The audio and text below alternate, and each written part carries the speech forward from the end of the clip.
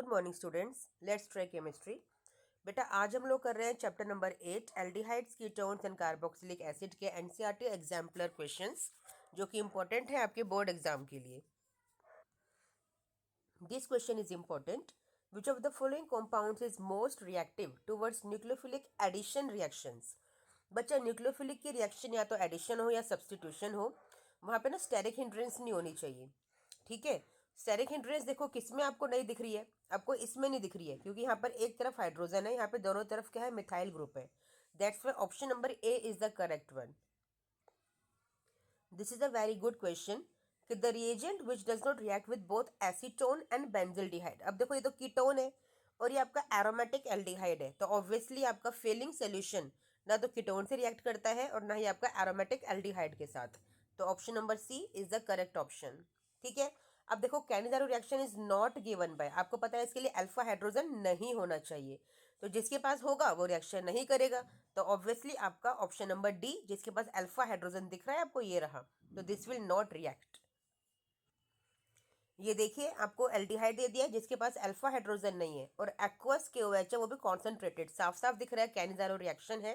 तो आपका option number B correct रहेगा। ठीक है, एक आपका बनेगा पोटेशियम फॉर्मेट, है ना, पोटेशियम बेंजोएट बन रहा है, और एक आपका बनेगा यहाँ पे alcohol. This question is very important. Write a test to differentiate between pentan 2 one and pentan 3 one. ठीक है बेटा, iodoform test is the very best test to test this one. क्यों? क्योंकि बेटा आइडोफोम टेस्ट के लिए आपके पास है मिथाइल कीटोन होना चाहिए, COCH3 ग्रुप।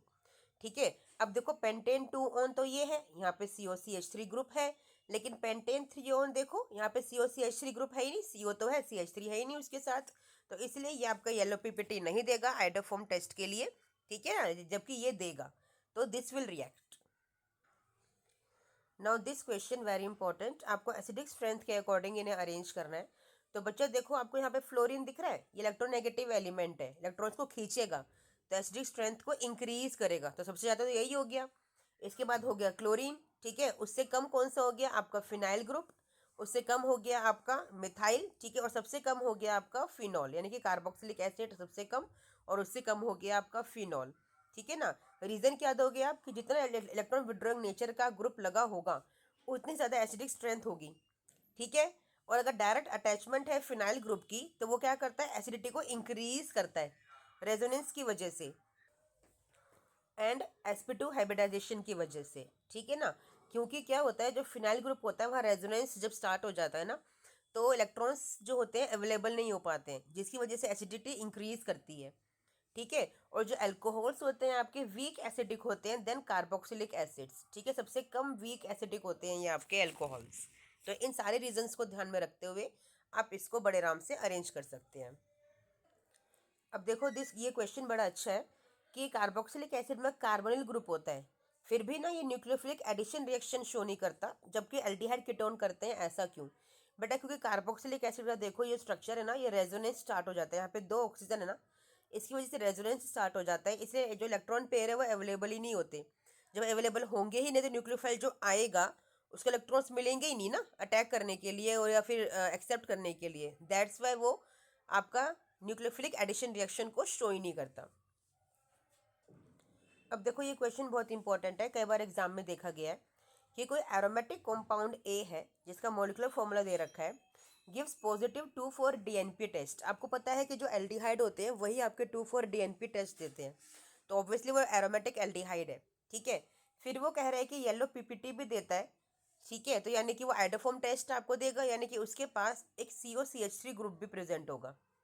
ठीक है ना, अब ये क्या कह रहा है कि जो कंपाउंड ए है that does not give Tollens and Fehling's test, तो यानी कि वो एल्डिहाइड तो है ही नहीं। समझिएगा बात को। On drastic oxidation with potassium permanganate it forms a carboxylic acid, यानी कि वो अल्कोहल है बेटा। ठीक है, अब आपको बोल रहा है कि which is also formed along with yellow compound in the above reaction. ठीक है, चलो मैं रिएक्शन दिखा देती हूँ एक बार आपको। देखो बच्चा, आपका जो ए है ना दैट इज एसिटोफिनोन। ठीक है, क्योंकि इसके पास क्या है, COCH3 ग्रुप है। अभी 2,4 DNP टेस्ट देगा ही देगा।